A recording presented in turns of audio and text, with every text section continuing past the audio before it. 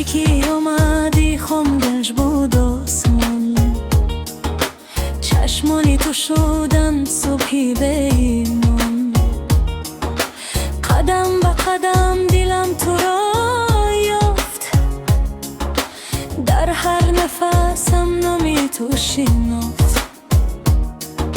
صدای تو مثلی بود در بهار، آرام میکند این دلی بقرار. او شدم در نگاه، جهان خورد شد مانده تو ورا. اگر شب تاریک شود باز دستم بگیر مرا، از ناز هر جورم هر کجا باشم نوری تو است من گم نمیشم.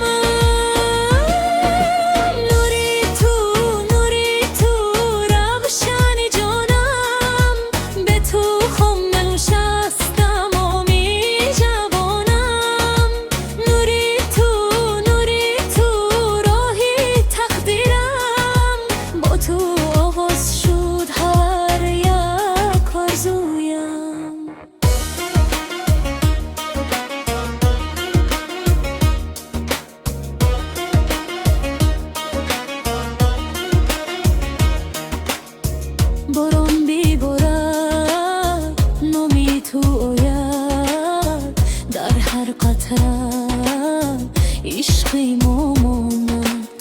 خنده ای تو سرودی سحر، میبرد غم را میبخشد خبر.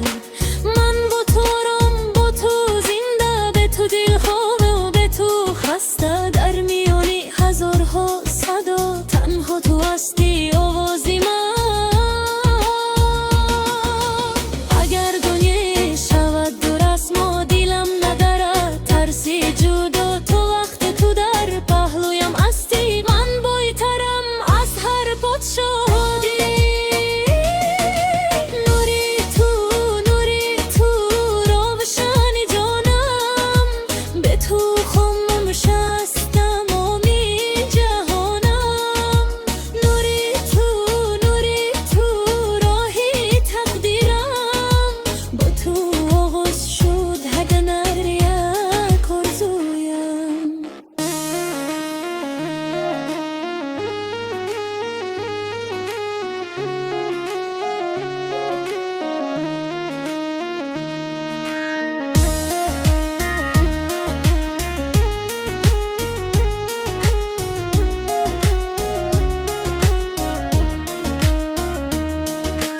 بگذار وقت استاد یک لحظه تو ببینم تو رو به غم به درد. اگر فردا سوال کند از من گلیم عشق چیست نامی تو برد.